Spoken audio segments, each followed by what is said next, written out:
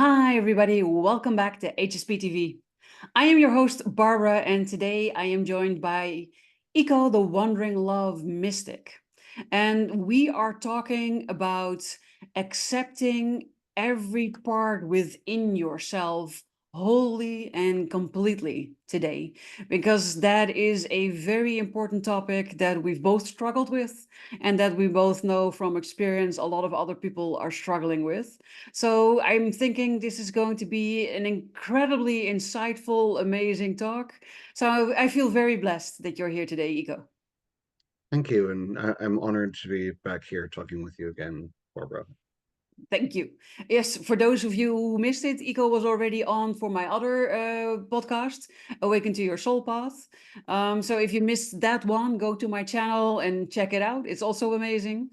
And today we are diving more into the personal story, right? Because what happens for a lot of highly sensitive people and empath people, and what happened for myself, and based upon what we also talked about also for you, is that we often hide things from ourselves, parts from ourselves. We shut them down, or we don't show them to the outside world for a variety of reasons, which most of the time have to do with feeling part of a whole, or being included in a group, being accepted, finding love. And then we change ourselves into the person we think we need to be in order to have that acceptance or be included or have that love, right?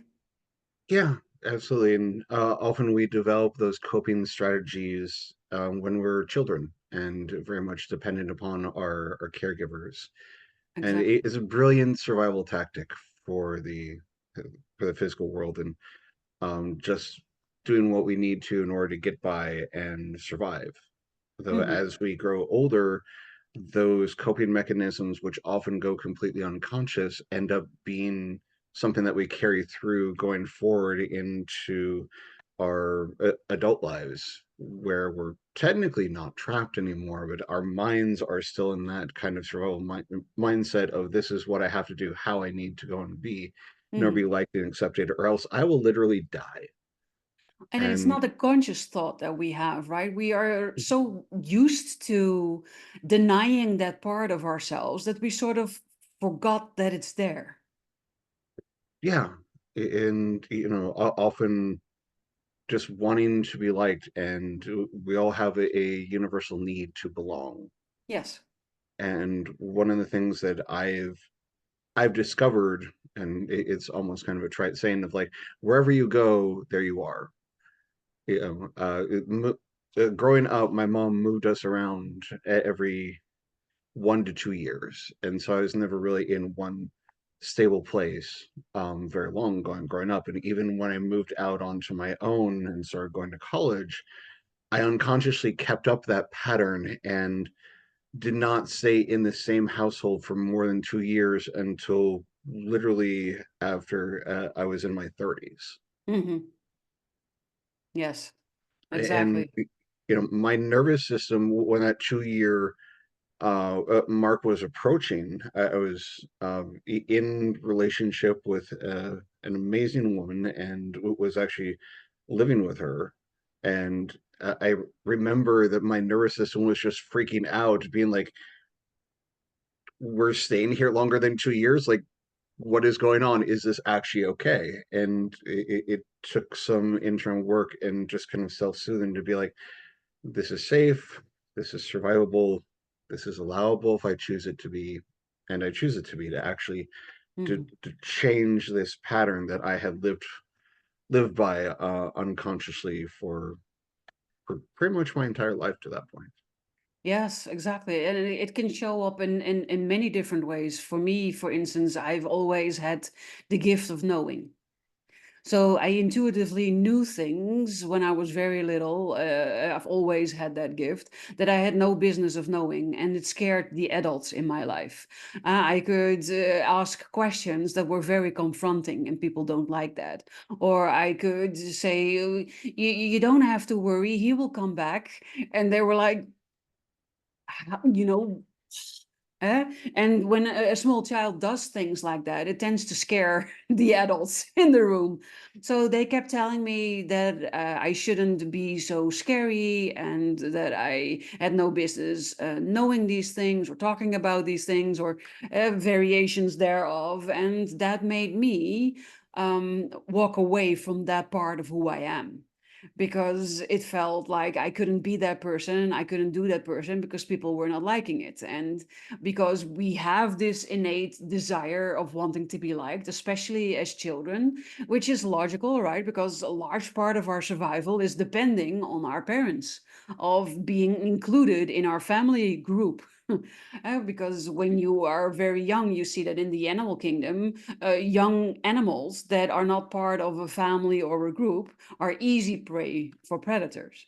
So we, and in this case me, started to denounce that part of myself until I completely forgot that I had that gift. And it wasn't until I was a lot older and started on this journey of self-discovery that I reconnected with it and let it back into my life. Yeah, and I can totally understand that if you're having the experience of adults being upset at you and you're just speaking your truth, that you might become afraid and choose to lock those gifts away as someone that is committed to connection and intimacy. And anyone who's committed to connection intimacy would go and lock away those parts of themselves that they perceive are keeping them out of relationship and becoming afraid when they're seeing the upset of others when they're naturally being themselves. Yes, exactly. And so what sort of helped us survive that moment, because it's sort of like a mini trauma, right? The thing that happens. So we block these things in order not to be traumatized any further or not to be rejected, which is also traumatic for a child. The rejection or the feeling of rejection is very traumatic for children, in order to survive. And then that becomes our new normal. Yeah, and those parts that they don't disappear. They're still within us, and they're still Yes. there, whether they've been lost, hidden, suppressed, denied, and pushed away in some way, shape, or form.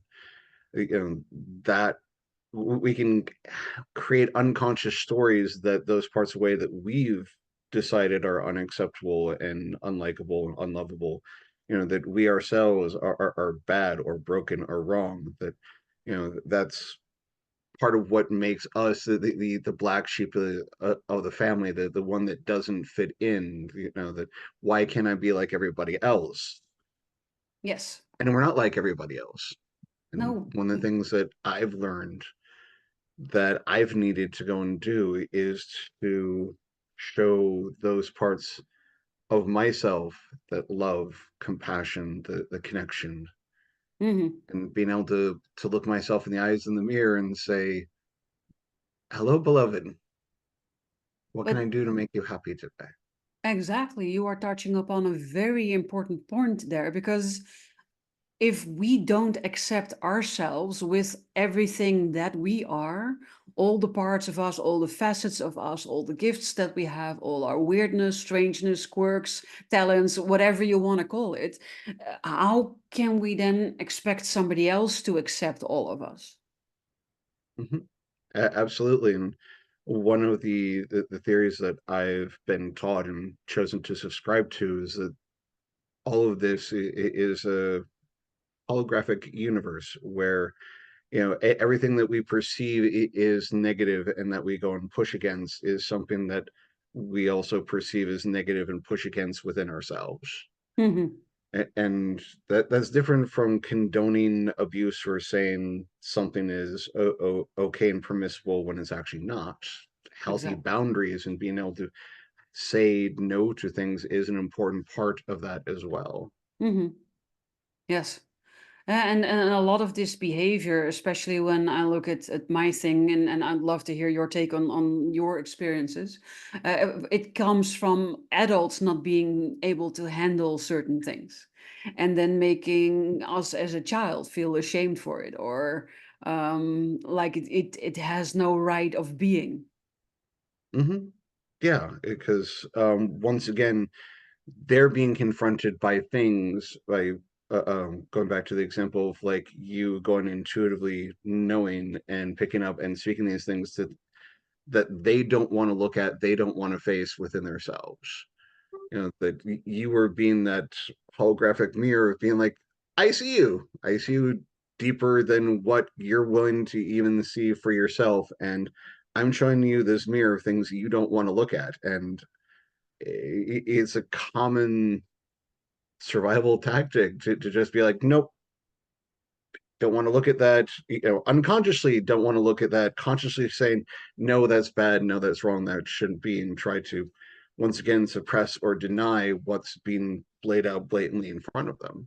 Yes, exactly. You Yes. know, when we're blamed though, and we're told that we're bad, we're wrong, that we shouldn't do that, we can have a tendency to internalize that ourselves As when children, we believe that immediately, and that's why we internalize it, because we are so dependent on our caregivers, usually our parents, and it doesn't even occur to us that they are not right, that they could be Mhm. wrong. It's just if my parents say it, then it must be so.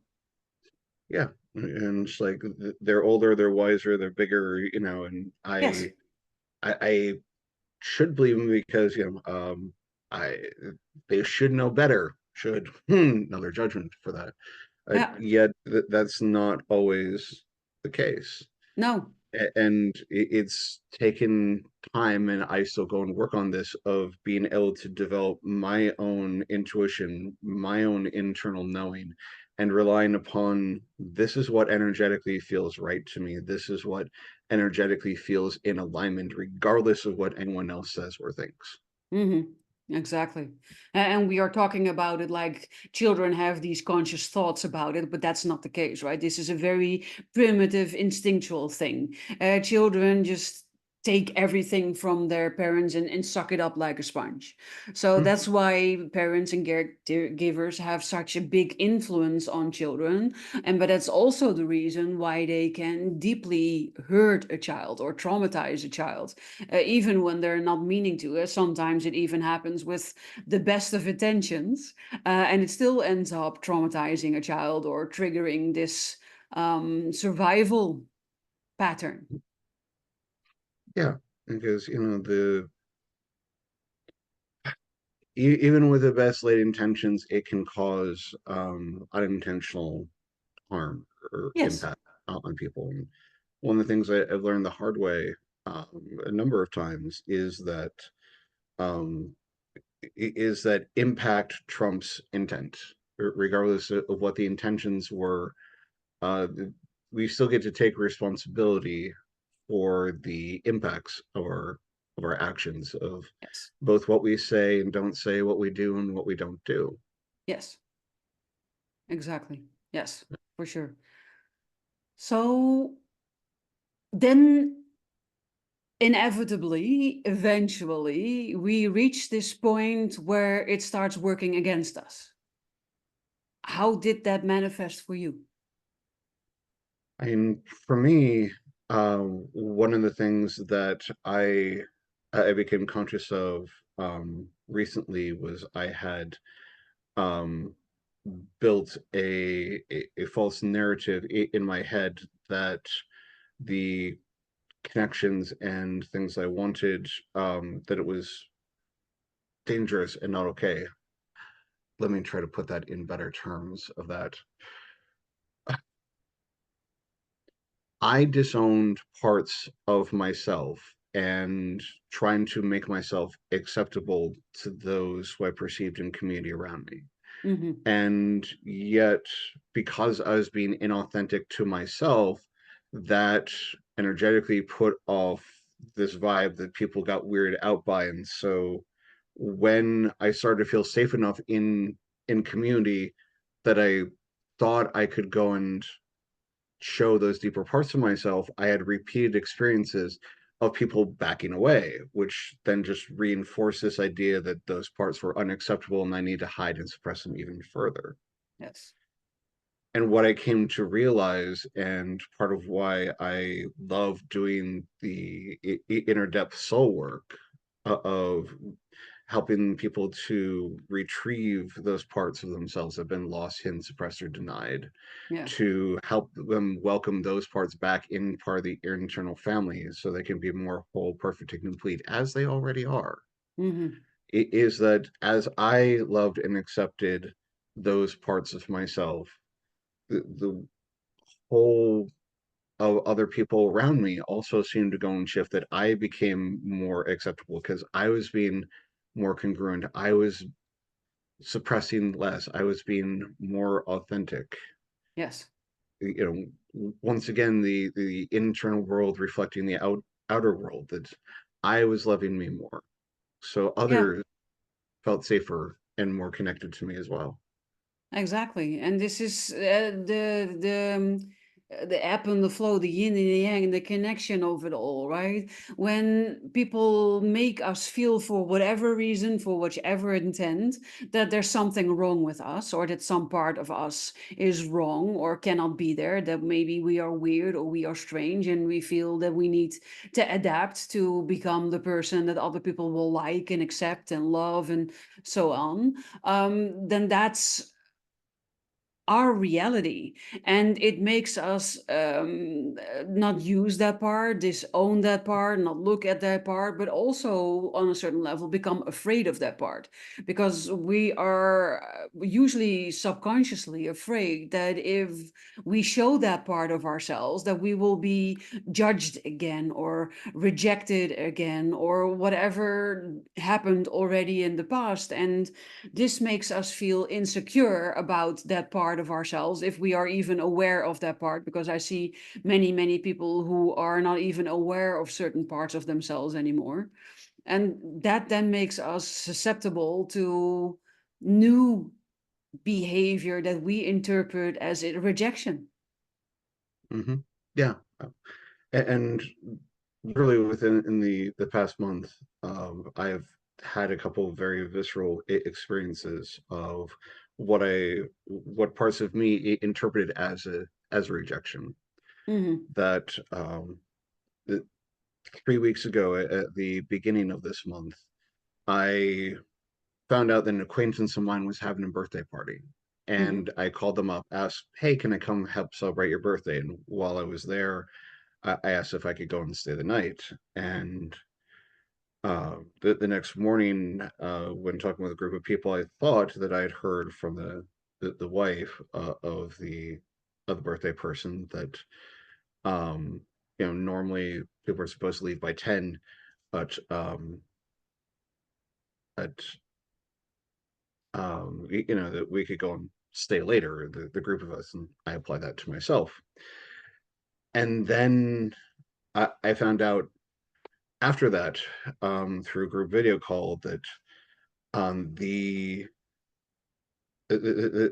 birthday person that I had called up didn't even want me there to begin with, and just didn't know how to go and tell me no. And when I asked if I could go and stay the night, once again was feeling responsible and didn't want to go and tell me no, Hmm. and was actually completely pissed at me that I'd stayed past 10 a.m.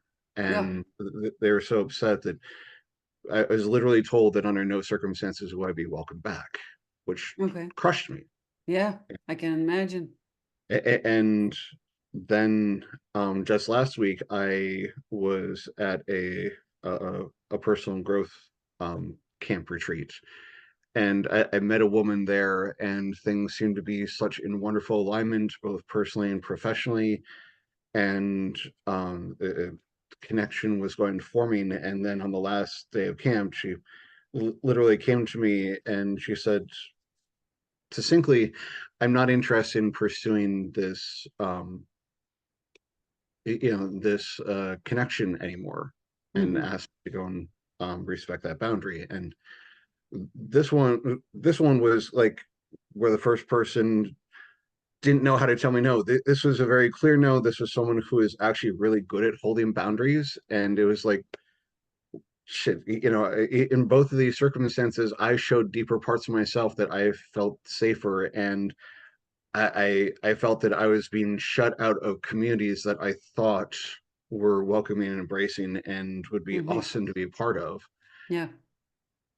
And then just within the past couple of days, some of the internal work that I've been doing with myself, influenced by these outer external world experiences, is like, oh, I'm the one that has been shutting away and denying these parts within myself, both by not having good boundaries or trying to say, hey, I'm not going to allow this going part out, and having really strong, firm boundaries within that. And coming to a place of, all right, I'm going to love and accept everything that is here, everything that all parts that are within me. And regardless of who in the external realm says, yes, I want to be with you, or no, I don't want to be with you, I still belong with me. Because Good. regardless of anywhere that I go, I am with me 100% of the time. I am the one that is guaranteed to be in relationship with me for my entire life. Yes, exactly. Yeah, and that's why the relationship with yourself is the single most important relationship you will ever have in your life.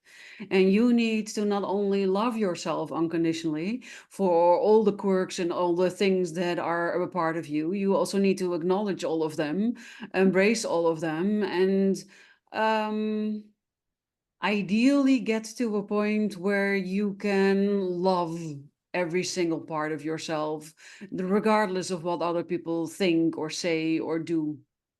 Mm-hmm. And on one hand, that can sound really easy. On the other hand, it can seem, for me, really kind of intimidating. Yeah, And the concept of like, what does it actually look like to love myself? What does it actually mean to love myself? exactly. And over the past month and a half, I've been literally traveling across country, going, rediscovering, looking at what actually do I like? What is it that I Good. actually want? What brings me joy and happiness?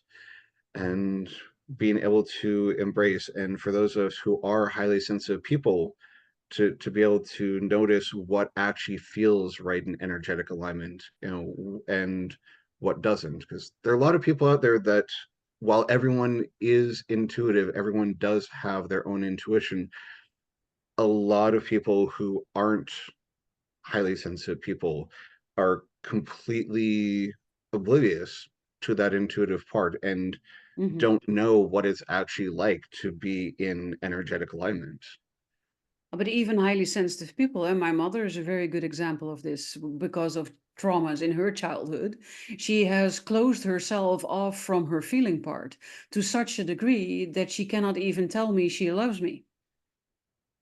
It took her Yeah. a lot of effort that eventually she was able to tell me that she struggles with this and being able to express it. And she does feel it, but she cannot let it out. And she cannot relate to the whole feeling things and the feeling of emotions. And for her, it's a lot safer to be around people who are not feeling and sensing and empathic, because that allows her to stay in her survival pattern without stress. hmm and that's part of the juxtaposition in this dialectic universe that we've chosen to manifest into. Hmm. Is that there is a up, down, left, right, and there are these opposites, and there are always going to be these things that we don't like and don't want, as well as the things that we like and want and prefer and need. And being able to say, where is it that I want to actually be? Who do I want to surround myself with? Hmm. And within that, I've been finding more of the importance that the location only matters to a certain degree. And what matters far more is what is that relationship to me? Who am I going to go and be? What am I going to stand for as I pick and choose and sort of this is the life that I am creating that brings me joy, that brings me happiness.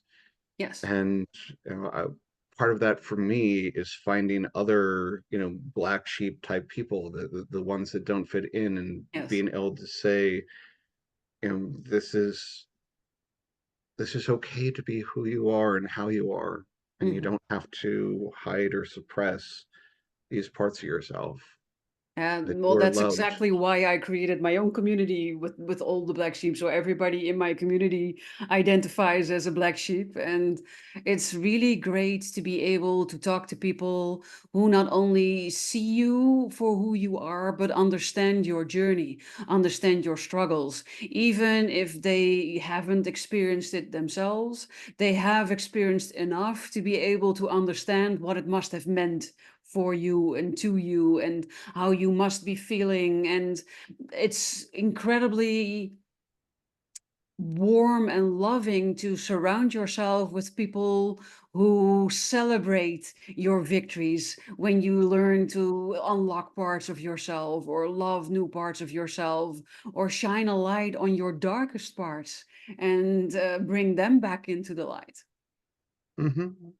Absolutely. And uh,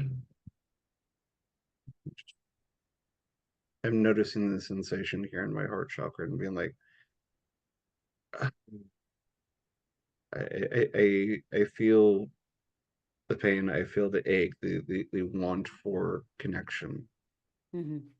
and to be like, yeah, I hear you, I feel you, and we get to choose where and when we go and open up and who we choose to open up. And Hmm.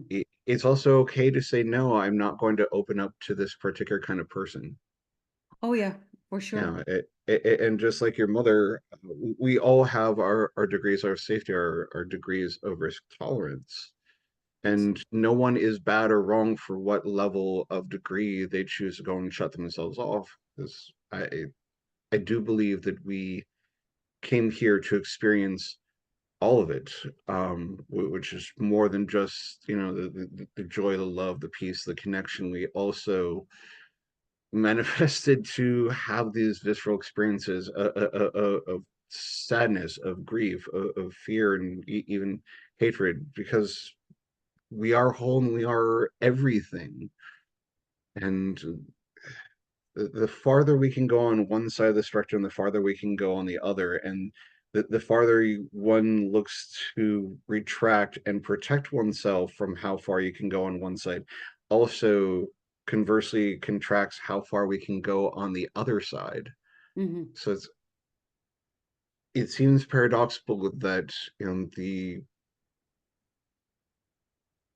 more that we open ourselves up to the potential of being hurt, being hated, um, being condemned, is that the more love and acceptance, joy and peace we get to experience. And I Yes. will caveat this of don't avoid putting yourself in intentionally harmful situations once again, just to try to prove or get to that point that you are worthy, you are lovable, you are deserving. Yes. That is a trap I've put myself in, and put myself through, of being like, yes, I've been through all this stuff. Let me show you how worthy and how deserving I am. If you're Hmm. trying to prove that you are worthy and deserving, then you're already putting off the signals that you're not worthy and not deserving. Yes, you're Which, still depending on other people to validate your worth, and to agree with you, which is basically um, setting yourself up for rejection all over again by seeking outside approval.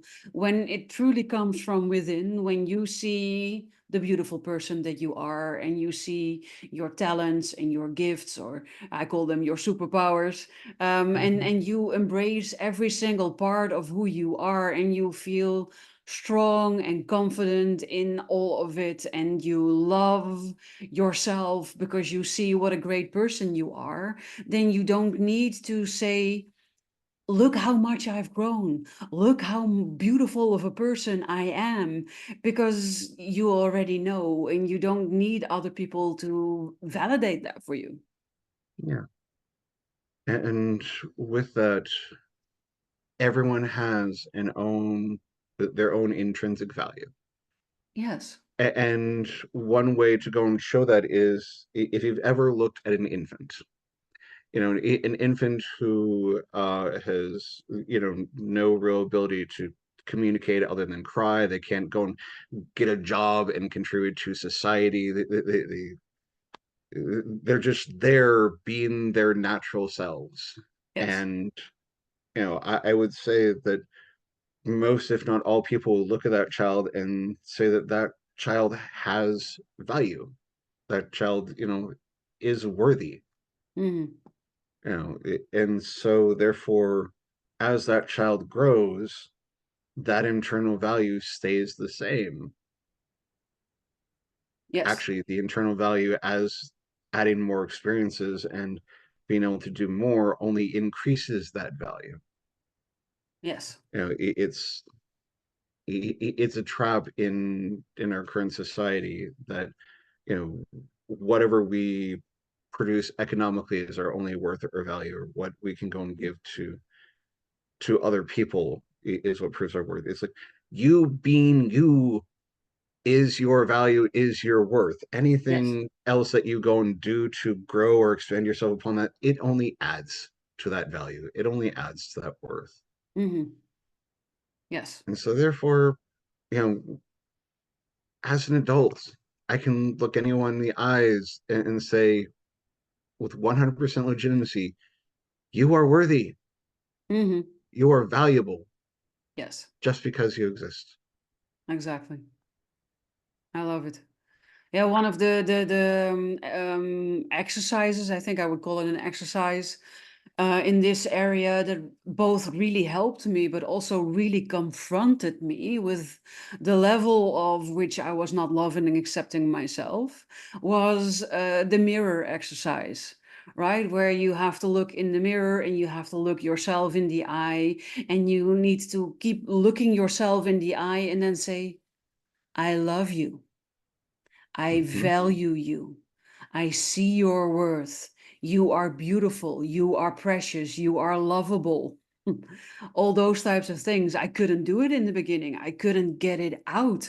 I choked up. I had all of these emotional responses. I started crying and my throat closed up. And I literally couldn't get the I love you to myself out. Yeah.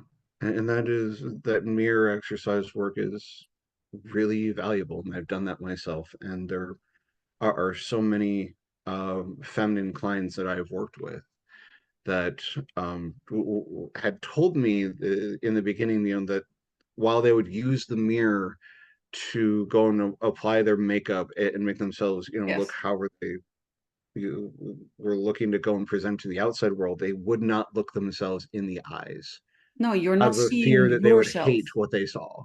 Yes. Yes.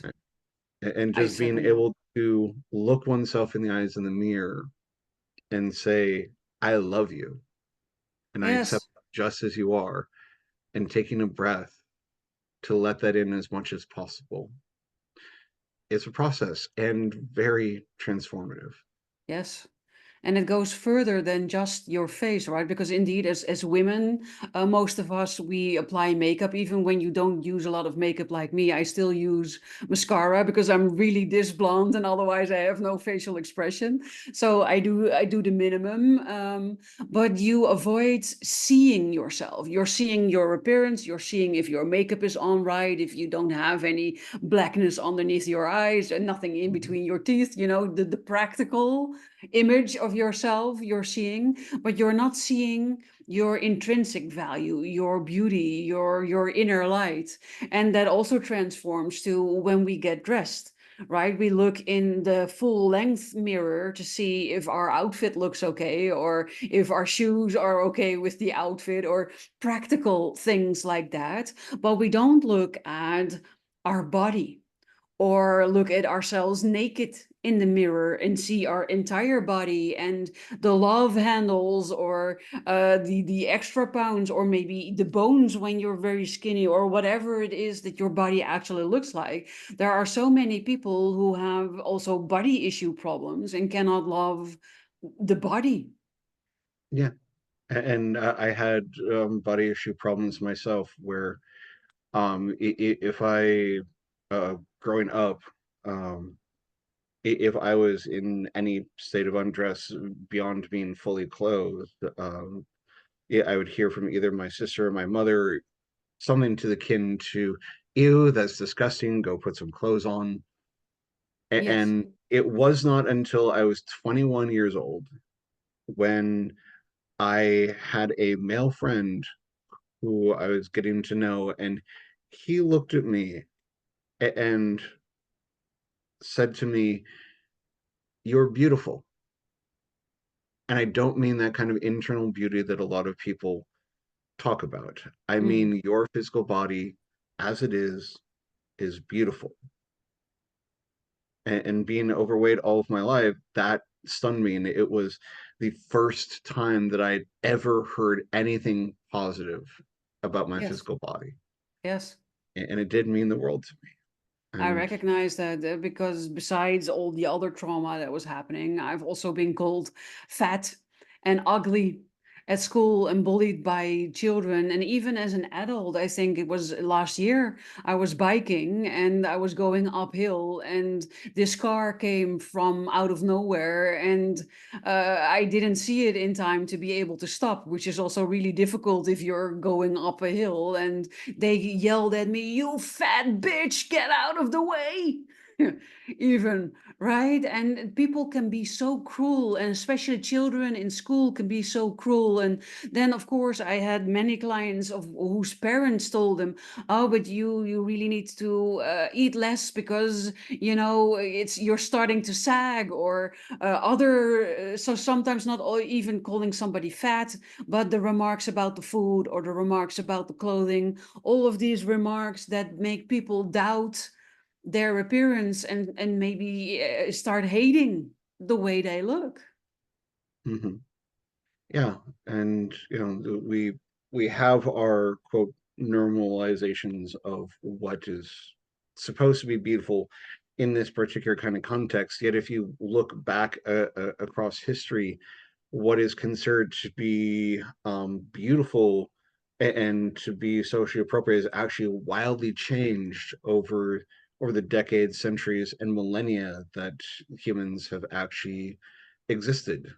And what is considered to be beautiful as a standard now, if you look back culturally, there are many different body shapes, many different body types that are actually considered to be beautiful that would be shunned and rejected or made fun of, like what we've experienced, Yes. during this modern era.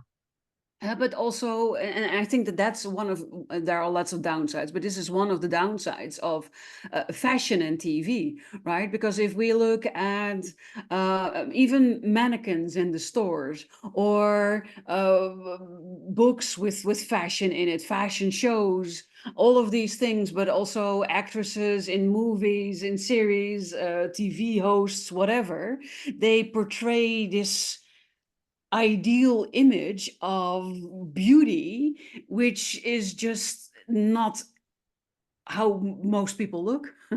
And Hmm. the average person is a size 12 to 14 instead of a size 6. And in European measurements, the average person would be a size 42 instead of a size 36 or 38.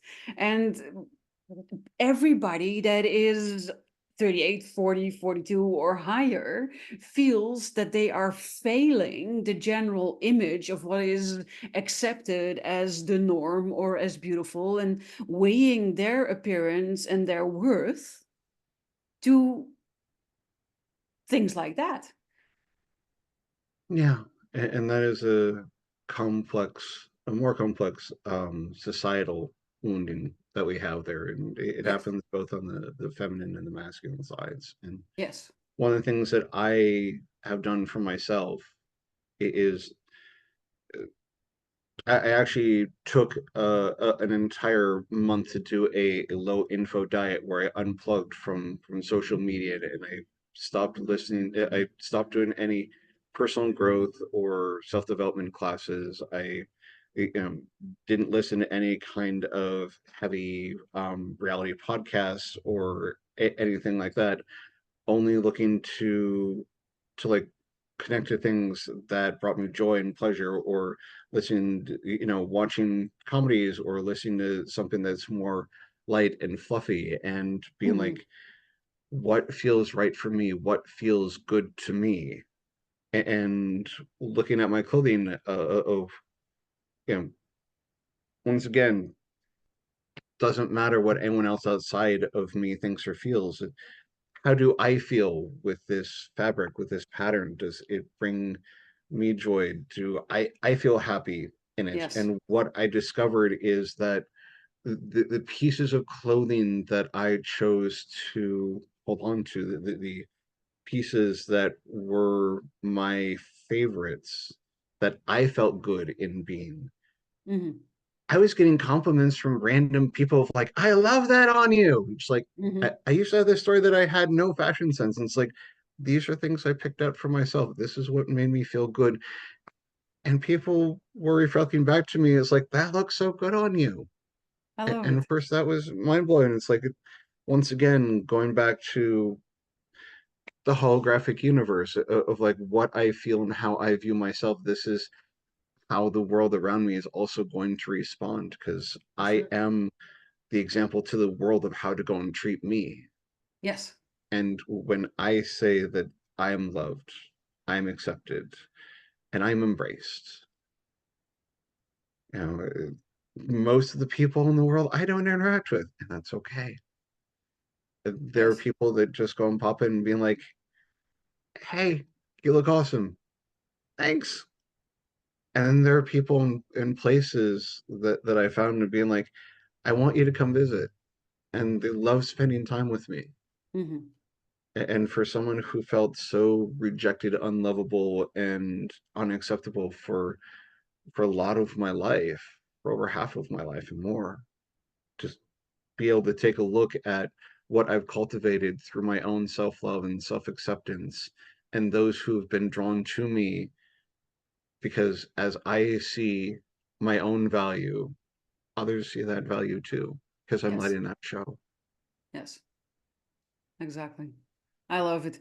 I can for most of my life I've already admired people who would be very goth on the street, or who would have different type of clothing or hair or whatever, right? And nowadays, especially when I always try to make them a compliment. I love. There was this girl who had huge nails like this, and the color was absolutely beautiful, and a really vibrant blue. I would never wear something like this because I use my hands a lot to create things, and it doesn't look practical at all. But it looked really good on her, and I said, I love your nails on you. It's such a statement. Go you, right? It's awesome. Mhm.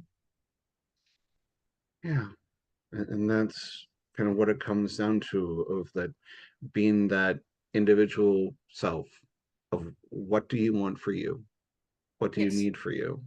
What brings you joy and happiness? And what is it that is your authentic self-expression? Also, exactly. you don't have to be joyful and happy and pleasant all the freaking time. No. It's okay to be angry. It's okay to be sad. It's there are ways to both acknowledge and express those parts in healthy ways, which that is a whole nother level of different skill sets of how do we express these other emotions that a lot of society, looks down upon, or says that shouldn't be, or look to go and eliminate. Yes. You are a whole being. You're going to feel sad, you're going to feel angry. When we lose something or someone that's important to us, we are going to grieve. This is natural, this is normal. Exactly. and Yes. being able to say it's okay for that. Like, I've been working through my own grief during this year of in January, I lost a beloved partner who I'd been Mhm. together with for over 11 years. Yeah, you told And me. being able to both have a resiliency in finding ways and places to go and move forward, as well as honoring what was lost and to acknowledge how important to me that she was, still is. Yes, exactly. So, and we are nearing the end of our time together, which is both sad because we are so having such a great talk, but also good because it allows people to digest what we've been talking about. So if you are watching this, if you are listening to this, I would love it if you could share your biggest takeaway from my talk with Ico today in the comments below this video. But I would love you, Ico, to maybe say some final things to people who are struggling with this? What would be the message that you want to give them? Sure. So if you've ever struggled with worthiness and feeling like you haven't deserved love, connection, affection, if you felt broken or wrong or bad, I want you to lean in closer and just listen to me for a moment. Take a breath.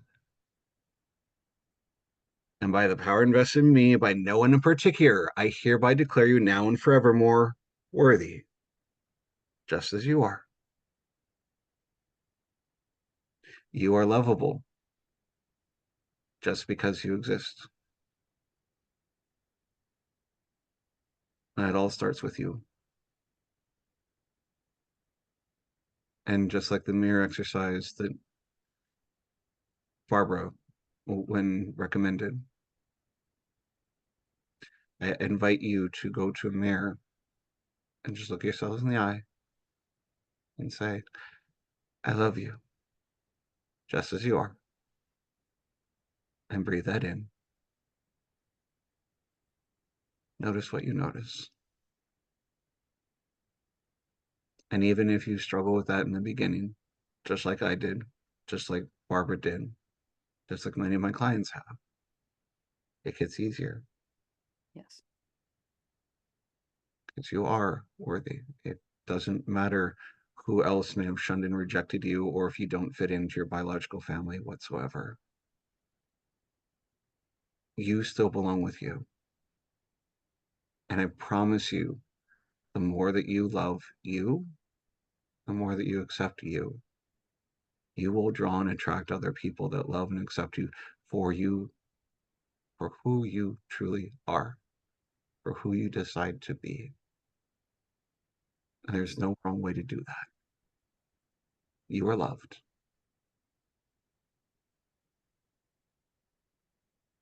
Beautiful. I love it. Thank you so much, Ico. This has been an amazing talk. I love spending time with you and talking with you about things that truly matter. And I know a lot of people struggle with this. So thank you for your openness and for your willingness to talk about your journey. I am sure that this helps a lot of people. So again, if you resonated with our talk and if you want to share your story or your key insight, we would love to hear from you. Use the comments below this video.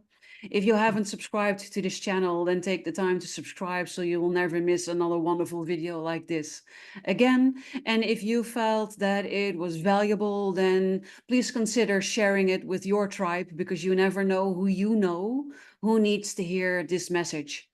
So where can people find you, Ico? If they want to connect, if they feel resonance with you, where can they find you?